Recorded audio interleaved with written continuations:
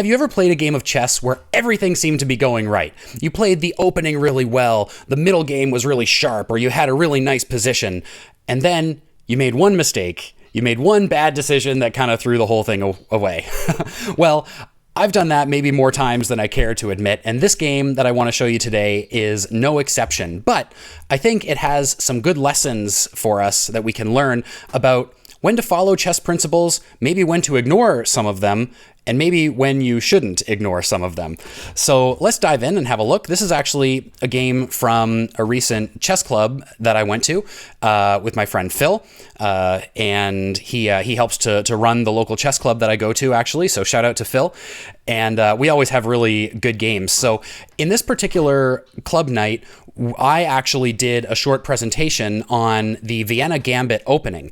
And if you're interested in more about the Vienna Gambit, I have another video on that I'll link below in the description. You can watch later if you'd like.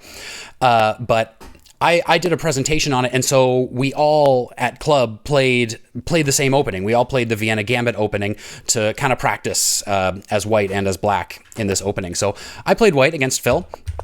And the Vienna Gambit goes like this. And again, video link in the description if you want a bit more detail on how we can get to this position, what some of the other options are, and then kind of what the plans are for white or for black in the Vienna Gambit. So we started at this position, and then Phil played the main line. He played d5, which is kind of a more aggressive way for black to play, kind of fighting for the center right away, which tends to be the best way at the top level for black to play. And so we kind of played the main line for a bit. I captured here. He captured my e-pawn, and then I like to play this queen f3 move to kind of get aggressive on the king side right away. It's a very sort of open, attacking kind of opening. And so if that's the kind of thing you like, you might want to check it out. He captured my knight, and I captured with the b-pawn. So this is also pretty typical in the Vienna Gambit, that white will want to use this semi-open b-file to kind of put pressure on black's position. And then he played bishop e7, and I played d4. Now, as black, I should say as white, this is kind of an ideal setup in the Vienna Gambit. This is something that you really want to have. You want to have this beautiful pawn chain on the dark squares in the center of the board, one of them already on your opponent's side of the board, and kind of controlling squares and just being really annoying. A better move in this position for black is actually to strike at the center again right away with the move c5. And I talk a little bit more about this in my other video, but this kind of prevents white from getting this ideal center, because if white tries for the ideal center right away, then black can trade here. And then black could play knight out here, putting immediate pressure on this pawn. But there's actually a tactic here where black can just simply play queen h4 check and pick up this backwards pawn right away. So c5 for black is a much better move here. But this is also a principled move, the one that Phil played, to work on getting castled. I got my ideal center. I should mention that when you turn on the engine in this position, it says that it's completely equal, of course. But when you look at the database, like the Masters database, white wins, I think 46% of games from this position, whereas black only wins 15%. And I looked at the Lee Chess database at my level, and it's pretty similar, like white wins more than half the time. So this is a really nice position for white to get to. Bishop e6, and as soon as this bishop moves and stops defending this pawn, I like to put my rook on the semi-open b-file to put some pressure here. This kind of makes some of these light squares a little bit suspect, and so maybe there's a home for my bishop on one of those at some point later on. But for now, I develop my bishop. I want to get my knight out, and I want to castle. And another nice thing about the Vienna opening, as you'll see, this variation of it anyway, is when you castle, you get this nice semi-open f-file because you've pushed the f-pawn and traded it off. And So this is kind of a nice way that you can attack. And the nice thing about this position is after castling, in some variations, your dark squares can be kind of weak because the F pawn is not there. But in this position, your dark squares are not weak because of this nice pawn chain in the center. So anyway, Phil played this interesting move, bishop g5, which is not a bad move. Kind of looking for me to trade off this bishop and to help him to activate his queen. I did not do that. I didn't want to help him to get developed. So I just developed my knight as usual. And I felt like him trading off my bishop on the home row and bringing my rook over. Like, this rook kind of already did its job on the b file, causing this light squared weakness that I could maybe exploit later. So I'm okay with this rook being a little bit passive for now. It'll get back into the game soon. I could have also taken with the knight, but it feels even a little bit more sad for the knight. Like, if I wanted the knight to be over on the queen side anyway at some point, then maybe that could have worked. But really, I want my knight to be over here on the king side, helping with a potential attack. So captured with the rook. He brought the queen in, queen h4, check, and I blocked with the knight because I want the knight here anyway. I didn't really want to weaken my light squares. Like, I'll just show, I could have pushed that pawn, but then I just felt like with this bishop, of course, he can't bring the bishop in right away because, for one, that hangs the queen, and then it also hangs that pawn. But I just felt like having these light squares, I was going to castle into this, and I just didn't want that. And I wanted my knight to be more active anyway, so I put it there. And then he played this move c6, and I understand why he did it, because he wants to move this bishop, and if he moves the bishop right now, then that actually hangs this pawn and also attacks the rook. And so moving c6 frees up this bishop to move. And that's fine, but it felt like that could be a weakness later on, right? It seems like this is kind of a backwards pawn, and it also immediately prevents the knight from having that nice c6 square to develop into. So this wasn't like an immediate problem, or it didn't even really become a problem in this game, but I felt like this was maybe not the right thing to do in the opening at this point. In any case, I castled and he castled, and he told me afterward when we were talking through the game that he kind of regretted castling short at this point, and I'm not really sure he could have pulled off castling long. Like, he could have for sure, but there was potentially some pressure there too. His pawns are not in quite as defensive of a position on the queen side, so I'm not sure that the castling long would have worked, but I have some pretty serious pressure against the king side already, and so that's why he kind of felt like he was regretting getting castled on the king side. So then I played this move just to try to get this knight even more active, hit the queen, maybe ask the question of what is the queen going to do, or force black to trade off the bishop for the knight, and that's what he did. So now I'm the only one with a bishop on the board, which seems like it'll be nice, especially as things open up. And currently I'm also putting pressure on this h7 pawn, and so he played g6, and so now I don't have a dark squared bishop, but it's still worth noting that there are dark squared weaknesses around this king, and I can maybe use them a little bit later. In this position, I found this nice little tactic, which is also the best engine move, rook f4. And so I'm counterattacking I'm counterattacking the queen, and if he captures my queen and I capture, now his pawn structure is just absolutely ruined. I'm going to pick up this pawn, I'm going to bring this rook around, and then attack on the g file, or maybe even the h file, since I'll also eventually have a bishop hitting that pawn as well. So he did not take my pawn. He moved the queen back, which is also beneficial because it covers this square for the knight to finally develop. I got my queen out of danger, also just kind of pinning this pawn for good measure. He develops his knight, I double up my rook, and he plays h5. So pretty interesting, and this move is, not terrible, but I feel like the king is feeling a little bit less safe. And so I actually just slid my queen back, thinking that I could bring my bishop in and target that pawn, since this one is pinned. And Phil saw what I was doing and started moving his king forward, to defend here.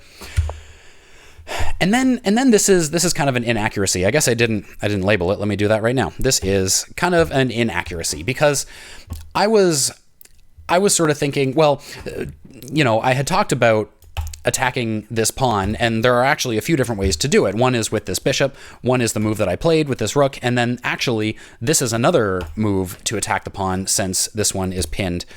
And this one is maybe not the best thing to do. What the engine actually likes, and I'm not sure really if I would have been able to find this, but the engine likes rook f6. And I don't remember considering this in the game, partly because it looks like that just loses my rook because the knight is covering that square. But if the knight captures, then I actually capture with the pawn, and now I'm forking the king and the queen. And so I totally could have played the rook there. And one funny thing is, even if if black then captures with the queen and I take with this rook, black can't even take back, like recapture my rook, because this is checkmate. So it's just kind of interesting how putting the rook up on f6 actually works quite well. And then, like, if the king comes down here, then I still have this pawn pinned, and there are tactics. I think even if the king comes down here, I think no, yeah, this move works. Like, you can sacrifice. Yeah, you can sort of sacrifice the rook, except it's not a sacrifice, because if they capture, then it's this nice little checkmate. So anyway, I did not play that. I played over here, and he brought his king, and I brought my bishop. Now the engine considers this to be a blunder, and really it's kind of a miss, because there was a really strong tactic here, which I'm not sure that I could have found. Like, the engine found it, of course, with no problem, but I don't think I could have. The correct move here is actually rook takes h5. And the problem is, like, I played around with this in the engine, and there are a lot of different lines, like a lot of different variations that can happen here, and none of them work for black. All of them work for white. And yeah, like, I'm just not sure if I'm at the point where I could accurately calculate all of those different lines in order to make something like this work. But like, one interesting line is, if the king takes, I can check here, and then one option is for the king to kind of come out in the open. But if the king does come out in the open, then we bring up the rook, and now queen h4 checkmate is unstoppable. Back here instead, this move, this is an option, queen h4 to block, but then there's this really cool little sequence of g4 check, and then if the king captures, then we play queen e3, delivering yet another check, and if the king captures here, then we have a mating net. This is checkmate. And so anyway, and there were even more lines than that. There were lots of different ways, like even the king, like, moving back here, there's stuff that white can do. So I did not find that. I went here instead, just continuing this attack. And then he played, yeah, so now this is where he really started defending quite nicely. And he played this queen g5 move, and I moved over here. I didn't want to trade queens yet, because I felt like my attack should still be pretty good. And so queen over here, it's kind of a sneaky little attack on this knight as well. He brings his rook in order to defend the knight, and I bring this bishop, taking advantage of the fact that this pawn is pinned, so double attacking this. And then he plays f5, which I felt like f5, this was a move that I really wasn't expecting. And I will be right back. Okay, we're back. And so I was saying that f5 was a move that I kind of didn't really see coming. I didn't really anticipate this. But I felt like this was probably okay for white. Because now I have a protected passed pawn here. Now, of course, there's the option of taking en passant, and I could have done that, but I just didn't think that it makes black's knight better, right? So I decided not to take en passant. Please don't judge me. And so Instead, I brought my bishop back, and I'm thinking, okay, now, this is going to be good in an end game. So let's try to consolidate, see if I can keep this attack going, and see if we can get into a good end game. So now Phil pushed c5, and of course I want to maintain this protected passed pawn, so I'm not going to capture here. I brought my rook back instead, and I wasn't quite sure, like this defensive setup was actually quite nice, and I wasn't quite sure how to proceed, how to kind of break through here. I was considering maybe sacrificing here at some point, technically maybe pushing the G pawn, except right now the G pawn is actually pinned to the king, so it's a little bit tough that way. But anyway, I pushed there, and he brought the rook over, just kind of defending this file. I brought the queen, which actually attacks this pawn here. And then I started calculating here, and I was a little bit worried about the idea of sacrificing the knight on e5.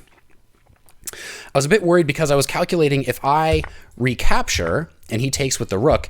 Now, yes, I've won a knight for 2 pawns, but look at the difference in the queenside pawn structure. Like, mine is just an absolute mess. And I figure these 4 pawns, especially if he can simplify a bit, these 4 pawns are going to be incredibly powerful. And I'm probably going to lose one or both of these isolated pawns pretty quickly. Plus, he's going to own this file and put pressure on this bishop right away. So I was a little bit worried about all that. But he actually didn't take the pawn here. He captured here instead. And I remember feeling like this was probably better for white. This was probably not good for black, because now he has an isolated pawn and I'm still attacking it, and it's fixed my pawn structure as well. And the engine agrees that this is now much better for white than it was just a few moves ago. And now he sacrifices the knight. And it turns out that this is a move too late. Like, I can now capture back, and when he recaptures, now without this pawn here and this pawn here, I can like move my rook around to put immediate pressure on this this isolated pawn. I can put this bishop here eventually, being protected by this pawn, and I actually just have a really good position. I can probably win this pawn and probably win the game. However, this is where I think I still had in my head all of those lines from back here where I was worried about this knight sacrifice. And I was just like looking, and I'm like, I still think that if I take that pawn, I'm going to be in some sort of trouble. And so I didn't. and this was the mistake. I made a few other mistakes as well, and you'll see those. But oh man, like, just take the knight. Come on. Why didn't I just take the knight? Now, to be fair, I was thinking that the knight didn't have very many great places it could go. And I did see that after this, the knight could go here. But what I had calculated back here, I guess, was after takes and then the knight moves to g4, I calculated that, okay, my bishop is under attack, but I can just, put it there and have it, mutually protected by this pawn. And then I can push h3 and just kick that knight out of there, and then I should be fine, right?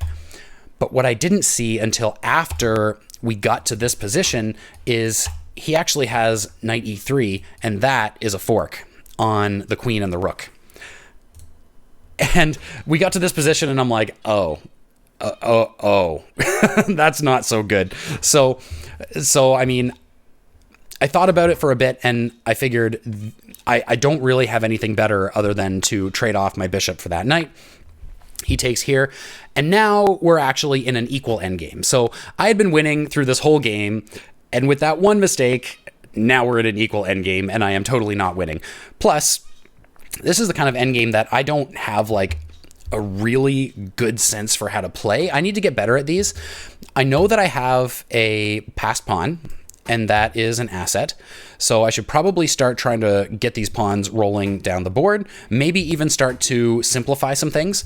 But the problem I'm running into is I think he's going to quite quickly get his rooks doubled up on this file, and there's not much I can do to prevent that. And my rooks are kind of just biting into this pawn that's not going anywhere, and I can't really easily get my rooks over onto this file.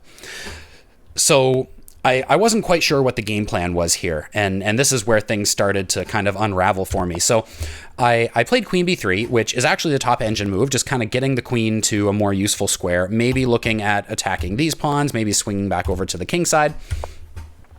He plays the rook there, and you know, obviously looking to double up here. I played this kind of dumb move.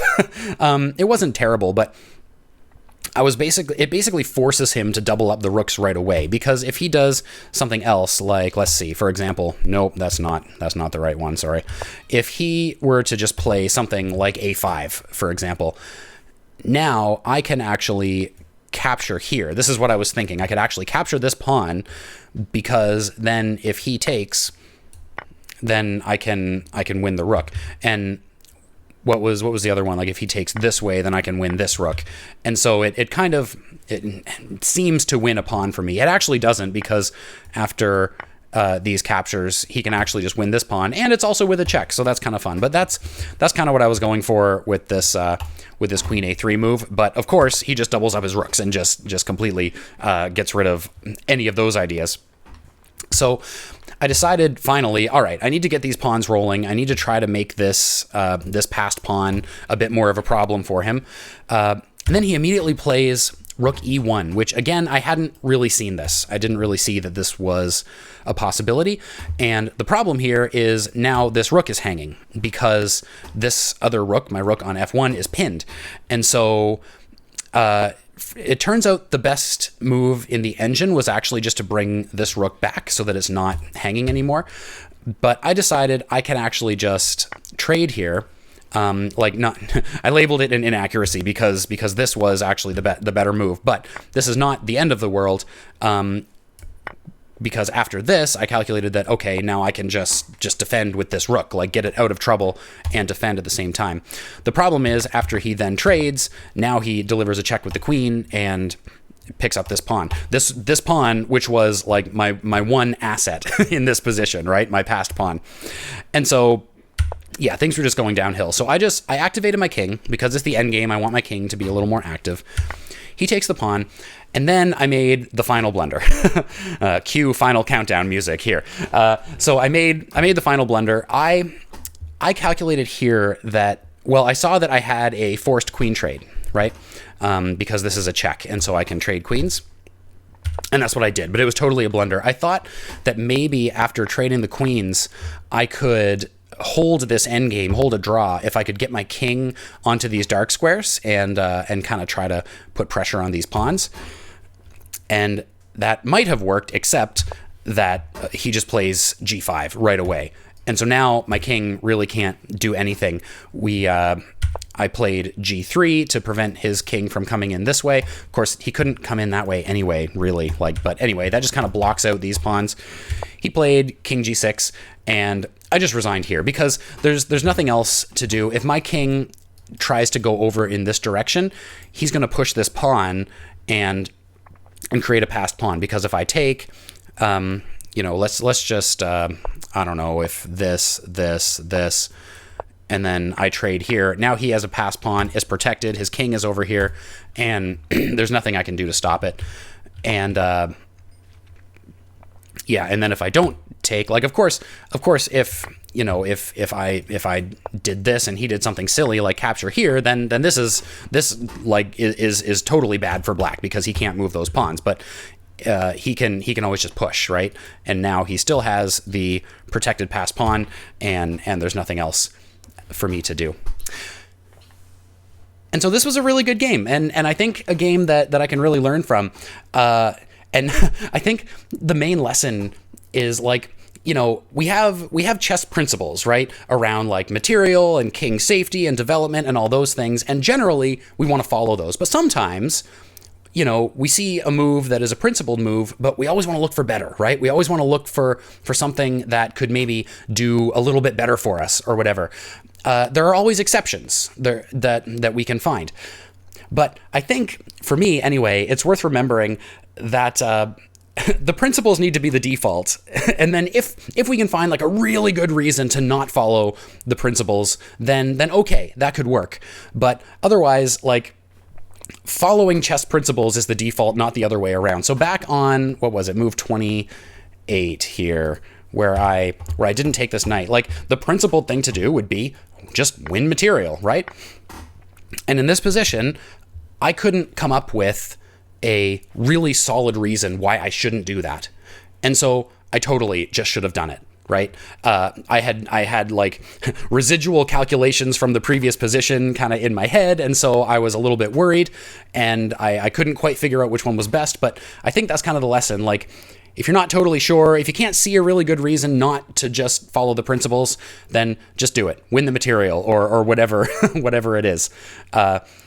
Principles are the default, and anything else is kind of the exception to the rule. And yeah, so I think that's a pretty good lesson just to take away from this game. It was a great game. Thanks to Phil for playing this one. It was the only game that we played all club, actually, because it took the full like 2.5 hours. As I mentioned, if you're interested in learning a bit more about the Vienna Gambit, which is where this game started, you can check out this video up here, which is kind of the video version of my presentation that I gave to the chess club. And otherwise, I will see you on the next one.